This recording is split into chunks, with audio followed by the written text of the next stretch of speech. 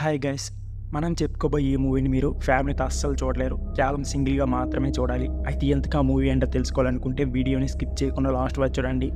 అలాగే వీడియో నచ్చితే మాత్రం ఒక లైక్ చేయడం మర్చిపోకండి. ఇక లేట్ చేయకుండా వీడియోని స్టార్ట్ చేద్దాం.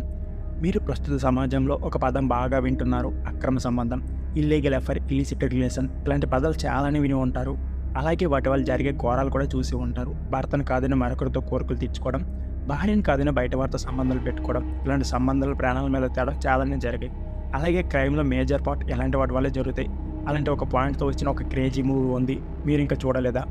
ఇది చూస్తే అసలు అలాంటి రిలేషన్ అంటేనే వణికిపోతారు. ఎందుకంటే ఒక భార్య తీసుకున్న చిన్న తప్పుడు నిర్ణయం వల్ల తన కుటుంబం మొత్తం చిన్న భిన్నమైపోయింది.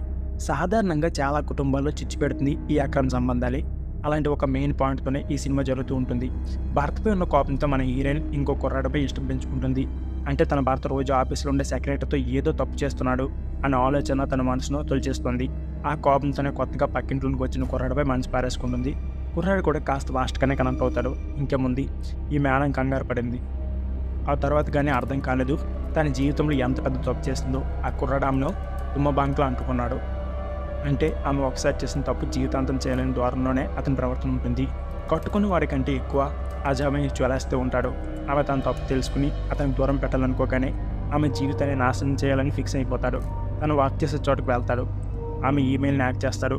వాళ్ళిద్దరూ సన్నిహితంగా ఉండేటప్పుడు ఫోటోలు మొత్తం జిరాక్స్ తీసి వర్క్ ప్లేస్లో అంటిస్తాడు. అలా ఆమెను ఎన్ని రకాలుగా ఇబ్బంది పెట్టాలో అన్ని రకాల ఇబ్బంది పెడతాడు. అంతకు మించి ఆమె భర్త మరియు కొడుకు బాగా దగ్గర అవుతారు. ఏమాత్రం తేడా వచ్చినా వారిని ప్రాణాలు తీయడానికి కూడా వెనకాడను అనే మెసేజ్ని గట్టిగానే ఇస్తారు.